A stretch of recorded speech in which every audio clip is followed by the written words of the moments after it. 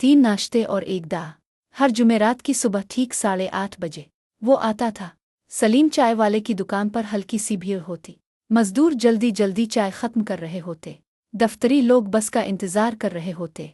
और इसी शोर में वो खामोशी से दाखिल होता। सादा खाकी शलवार कमीज, सर पर मामूली सी टोपी, चेहरे पर वक्त की लकीरें और आंखों में अजीब सा सुकून। वो बस इतना कहता, सलीम भाई 3 नाश्ते दे दीजिए। एक डब्बे में पराठे, दूसरे में आलू की भुजिया, तीसरे में सादा दही और साथ 3 कप चाय। 2 में कम चीनी, एक में बिल्कुल नहीं। 6 माह से ये मामूल था, ना कभी नागा ना ताखीर। मैं जो करीब के स्कूल में उस्ताद हूँ, हर रोज़ ये मंजर देखता और मेरा तजस्सुस बढ़ता जाता। आखिर 3 नाश्ते किसके लिए? एक दिन मैंने फैसला किया, आज इसके पीछे जाऊंगा। वो चौराहे से मुड़ा, तंग गलियों से गुजरा, एक पुराने से घर के सामने रुक। दरवाज़ा नहीं खटखटाया। वो खिड़की के पास गया, पत्थर पर खड़ा हुआ और आहिस्तगी से बोला, सबा बखैर इमुआ है। गर्म पराठे लाया हूँ। अंदर से नहीफ आवाज़ आई, अल्लाह तुम्हें खुश रखे बेटा। फिर इसने दूसरा डब्बा अंदर रखा, ये भुजिया आपकी पसंद की।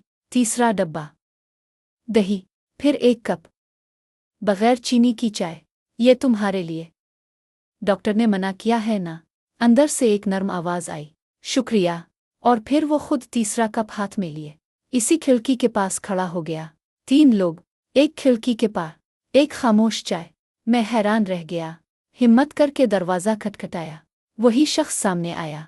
मैंने शर्मिंदगी से कहा, मुआफ़ कीजिए, मैं आपके पीछे आया हूँ।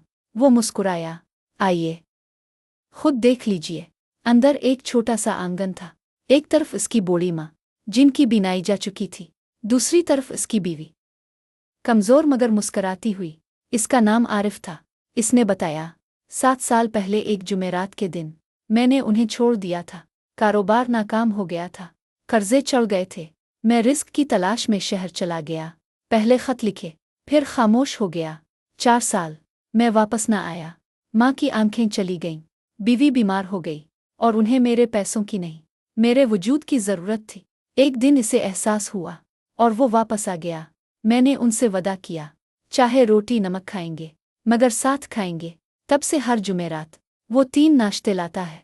ये मेरी मुआफ़ी है, मेरा अहद है।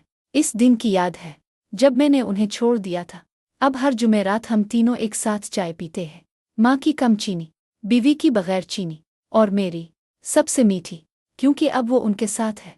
इसकी माँ ने इसका हाथ थाम कर कहा, जो अपनी गलती मान ले और इसे दुरुस्त करने की कोशिश करे, वो ज़मीन पर खुदा का सबसे हुसैन तोहफा होता है। मैं खामोश रह गया। वापस आते हुए गलियां वही थीं, मगर नज़र बदल चुकी थी। हम अक्सर दूर की कामयाबियों के पीछे भागते हैं और पास बैठे खजानों को भूल जाते हैं। कभी कभी मोहब्बत बड़े कारनामों में नहीं होती, वो बस जुमेरात की सुबह में होती है। 3 नाश्ते, 3 कप चाय और एक दाह में।